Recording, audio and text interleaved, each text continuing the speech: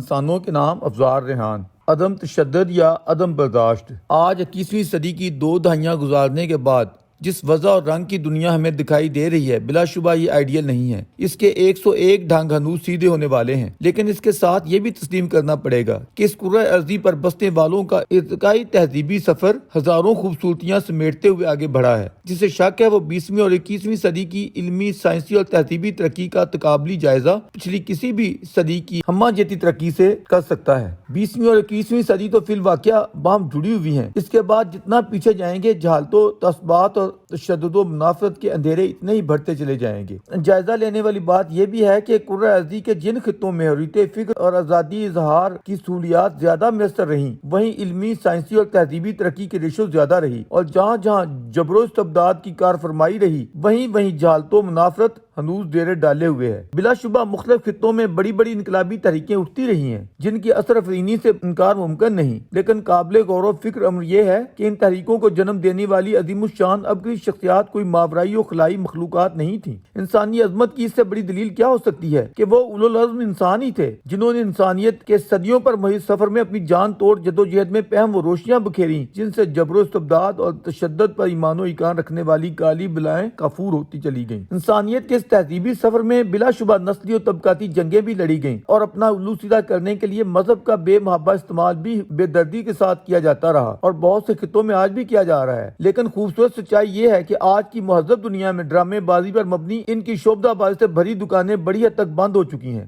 یا بند ہوتی جا رہی ہیں۔ آج اقوام متحدہ کی ممبر 196 اقوام میں کتنی ہیں جو اپنا تعارف کسی یک نسلی، لسانی یا مذہبی بنیادوں پر کروانا پسند کرتی ہیں؟ اسرائیل اور پاکستان کے علاوہ شاید کوئی بھی نہ ہو۔ دنیا میں واحد ریاست نیپال تھی جو اپنا تعارف ایک ہندو ریاست کے حوالے سے کرواتی تھی، مگر اب وہ بھی اس سے دستبردار ہو چکی ہے۔ 20ویں صدی میں جبر و استبداد کے خلاف جدوجہد کرتے ہوئے جن ہستیوں نے اپنی پہچان فلسفہ عدم تشدد یا نان وائلنس کے حوالے سے کروائی، آج کی تمام مہذب دنیا ان کی فکری عظمت کو سلیوٹ کرتی ہے۔ اس اعتراف حقیقت کے باوجود ہمیں یہ تسلیم کرنا پڑے گا کہ اسی دنیا میں بہت سی پاکٹس یا حصے ایسے ہنوز موجود ہیں جہاں جبر یا عدم برداشت کے نظریے کو مذہبی تقدس کے لبادوں میں خوبصورتی سے پیش کیا جاتا ہے کہ خوش عقیدگی کے مارے بغیر غور و فکر کیے اس کی مالا جپ رہے ہیں، یا غیر شعوری طور پر نہ چاہتے ہوئے بھی اسی پر عمل پیرا ہیں۔ اگر ہم گہری نظر سے غور کریں کہ ایک فرد دوسرے فرد پر، ایک گروہ یا طبقہ دوسرے گروہ یا طبقے پر، یا ایک ملک دوسرے ملک پر چڑھائی کیوں کرتا ہے، تو پتہ چلے گا کہ وہ اپنے تئیں خود ستائی اور خود نمائی کی بیماری میں مبتلا ہے، خود کو سچا و برتر اور دوسروں کو جھوٹا و بدتر خیال کرتا ہے، اس کے ساتھ اپنی حیوانی طاقت کے ظلم میں مبتلا ہے، اور دوسروں کو کمزور خیال کرتے ہوئے ان پر غلبہ پانا اپنا حق خیال کرتا ہے۔ قدیمی اصول جس کی لاٹھی اس کی بھینس کو فراموش کرنے کے لیے تیار نہیں ہے، لیکن لفاظی کے طور پر کہیں مذہب، کہیں نظریے، کہیں قومیتی تفاخر اور کہیں پروفیشن کی برتری کے زوم کو پروپیگنڈے کا ہتھیار بنا کر پیش کرتا ہے۔ سر سید کے زمانے میں ایک صاحب نے کتاب لکھی جس سے سر سید ازردہ خاطر ہوئے،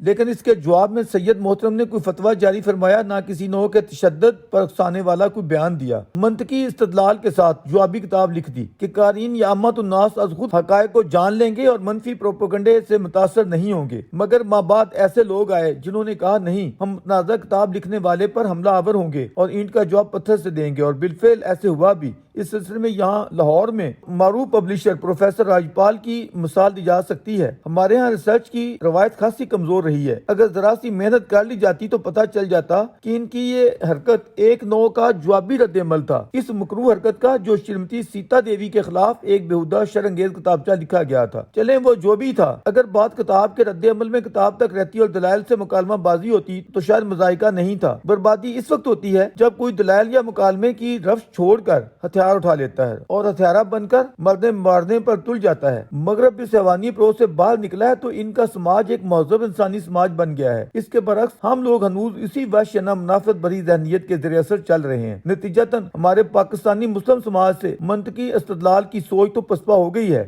البتہ الحمدللہ پوری قوم نے یہ سوچ اور نظریہ ضرور اپنا لیا ہے کہ اپنے مخالفین کو چھوڑوں گا نہیں، اپنے ہاتھوں سے اس کا گریبان یا گلا پکڑوں گا۔ یہ نظریاتی اپروچ اتنی غالب آئی ہے کہ کوئی بات کر کے جائے کہاں، کوئی ہوتا کون ہے، ہم برے کے گھر تک پہنچیں گے چاہے وہ ہاسپٹل کے اندر ہی کیوں نہ ہو۔ جب ہم نے فلسفہ عدم تشدد کو یوں مسترد کیا تو اس کا لازمی نتیجہ یہی نکلنا تھا کہ اس کی جگہ نظریہ عدم برداشت نے لے لی۔ کوئی طاقتور فرد ہو یا گروہ، وہ خود کو سوسائٹی کا خدا سمجھے ہوئے ہے اور پوری سوسائٹی ان زمینی خداؤں کی یرغمالی بنی ہوئی ہے۔ اس وقت پوری دنیا گٹا ٹوپ اندھیروں سے نکل کر دمکتی روشنیوں کی طرف گامزن ہے، جبکہ ہماری ترقی کا سفر جہالت سے شعور کی طرف نہیں بلکہ مزید بڑی جہالت و منافست کی جانب ہے۔ آج اگر ہیومن ڈیولپمنٹ انڈیکس میں ہمارا ملک انڈیا اور بنگلہ دیش سے بھی 13% نیچے گر چکا ہے، یا تعلیم، صحت اور خوشحالی کی جگہ جہالت، بیماری اور غربت کے اشاریوں میں ترقی کر رہا ہے، تو اس میں کسی کو حیرت نہیں ہونی چاہیے۔ کس قدر شرم کی بات ہے کہ جنوبی ایشیا کے ممالک میں 11% بچیاں غربت کے تحت سکولوں سے باہر ہیں، تو پاکستان میں یہ تعداد 27% ہے۔